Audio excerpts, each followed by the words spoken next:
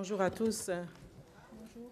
Madame la Présidente, je vous remercie infiniment pour cet honneur qui nous est fait aujourd'hui d'être parmi vous pour commémorer cette journée.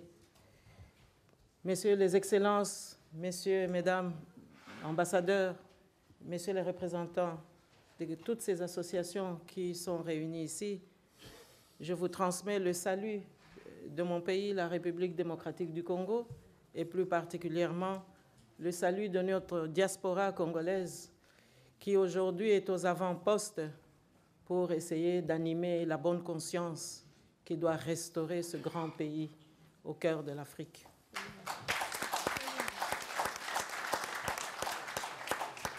Alors nous sommes ici pour le souvenir, avons-nous lu dans les invitations, c'est-à-dire pour reconstruire et aller de l'avant. Mais c'est aussi le moment de s'interroger. Tous ces tirailleurs, tous ces Africains, tous ces ancêtres qui ont donné de leur sang pour que la liberté gagne. Mais le prix du sang versé, quelle en est la valeur aujourd'hui?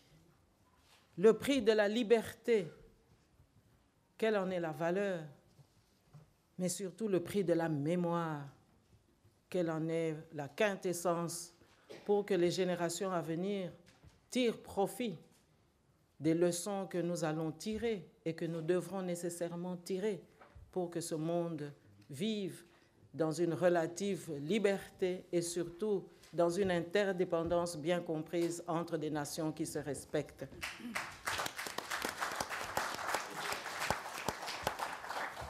Alors, Madame la Présidente, Excellences, Messieurs, Mesdames, ambassadeurs, je représente ici un pays qui est une plaie béante au cœur de l'Afrique.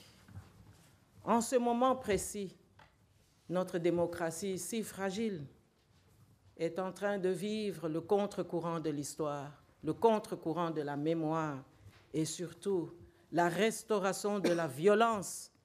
Alors, cette démocratie, cette mémoire, comment devons-nous sauver ces valeurs? Bien sûr, c'est un hommage à nos ancêtres, à nos parents, à nos mères, à nos sœurs.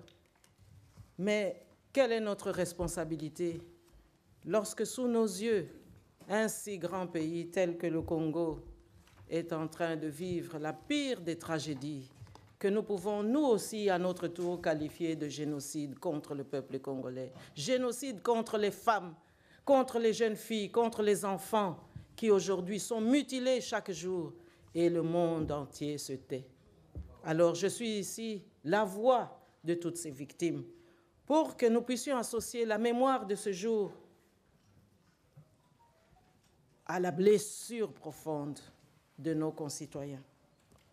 Et j'aimerais simplement conclure aussi en disant que le Congo aujourd'hui, c'est un pays, du point de vue des valeurs démocratiques, un pays abandonné, un pays laissé à la dérive des plus violents, tout simplement parce que ce pays est si riche que tout le monde doit se faire sa poche pour que tout le monde soit riche.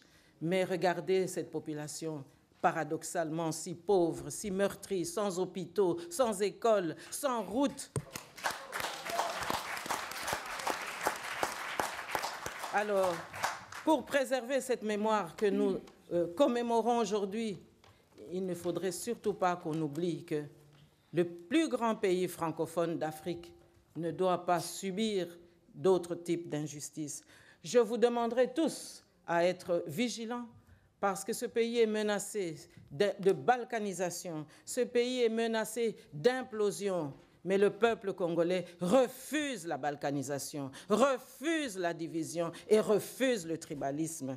Et donc, aujourd'hui, j'aimerais simplement vous lancer le cri du peuple congolais, le cri des femmes congolaises, pour que, enfin, nous puissions être entendus et que dans 5 ans ou dans 10 ans, lorsqu'on pourra à nouveau commémorer la mémoire de nos ancêtres, eh bien que ce triste passé, cette triste tragédie d'aujourd'hui soit définitivement classée dans les oubliettes de l'histoire. Je vous remercie.